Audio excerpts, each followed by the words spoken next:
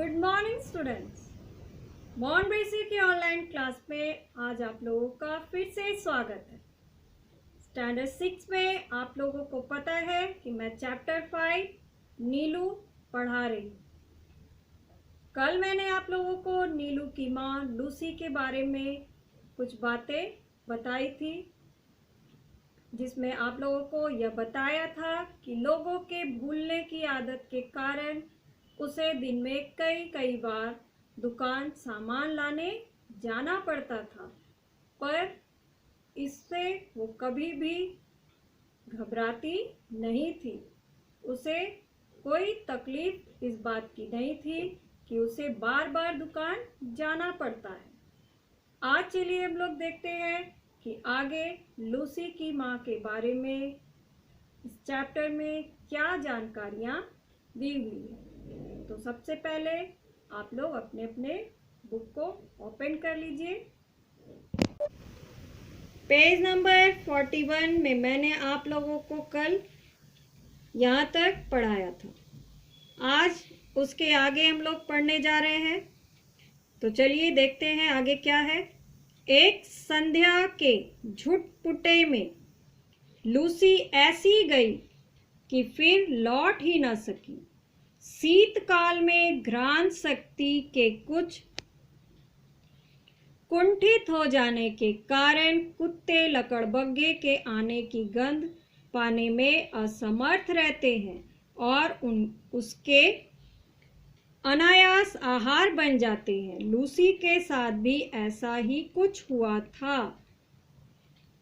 एक संध्या यानी एक दिन शाम को लूसी लोगों का सामान लाने ऐसी गई कि वापस लौटकर ही नहीं आई। तो उसका कारण क्या था कि शीतकाल यानी कि सर्दी के मौसम में कुत्तों की घ्राण शक्ति यानी सूंघने की शक्ति जो है वो कुछ कमजोर पड़ जाती है। कुंठित यानी उसका क्षीण हो जाना, कम हो जाना। तो इसकी वजह से उसके साथ क्या घटना घटी कि लकड़बग्घे जो है वहाँ पर आए, तो उसकी गंध यानी दूर जब वो लोग थे वो लकड़बग्घे, तो उसकी गंध पाने में लूसी असमर्थ थी। वो नहीं जान पाई कि लकड़बग्घे उसकी ओर बढ़ रहे हैं, जिसकी वजह से क्या हुआ कि वो उसका शिकार बन गई। लकड़बग्घे को क्या कहते हैं इंग्लिश में? हाइना। ठीक है, तो ये भी देखने में बिल्कुल कुत्ते के जैसा ही लगता है। तो वो उसका शिकार बन गए यानी लूसी की मौत हो गई। आगे फिर देखिए क्या है। लूसी के लिए सभी रोए, परंतु जिसे सबसे अधिक रोना चाहिए था वह बच्चा तो कुछ जानता ही न था। एक दिन पहले ही उसकी आंखें खुली थी, अतः माँ से अधिक वह दूध के अभाव में शोर मचाने लगा। दुग्ध चूर्ण से दूध बनाकर उसे पिलाया जाता, यानी पाउडर दूध उसे पिलाया जा रहा था, पर रजाई में भी वह माँ के पेट की उष्णता यानी गर्माहट खोजता और न पाने पर रोता चिल्लाता रहता।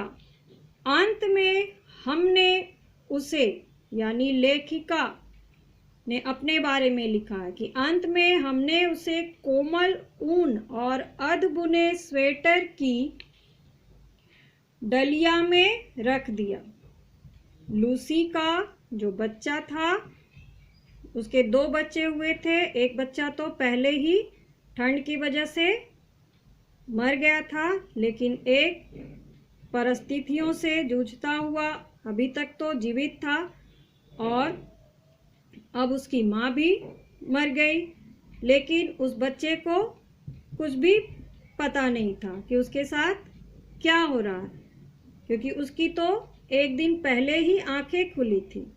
वह माँ से अधिक किस चीज़ के लिए रो रहा था या शोर मचा रहा था? दूध के लिए। तब उसे पाउडर दूध जो है वो घोलकर सभी पिला रहे थे और वो अपने माँ के साथ जिस तरह से चिपका रहता था वैसी ही गर्माहट के लिए बेचैन हो रहा था। इसकी वजह से रोता चिल्लाता था।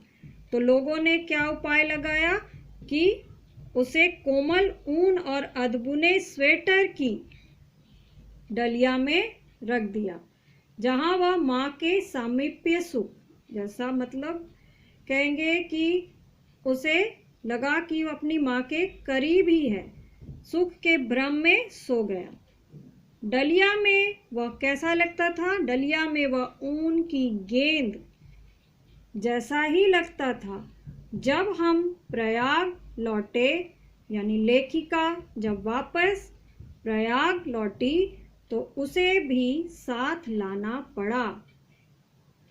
तो यहाँ हम कह सकते हैं कि लेखिका उस जगह पर घूमने फिरने के उद्देश्य से गई थी जहाँ उसने लूसी को देखा, उसके स्वभाव को देखा, लोगों को वो किस तरह से मदद पहुंचा रही थी, इन सब बातों को देखा और बाद में उसके बच्चे को लेकर वो प्रयाग वापस आ गई। तो आज के लिए बस इतना ही। इसके आगे हम लोग नेक्स्ट डे पढ़ेंगे। तब तक के लिए आप लोगों का होमवर्क है, इस चैप्टर का आप लोग शब्दार्थ लर्न करिए। Thank you.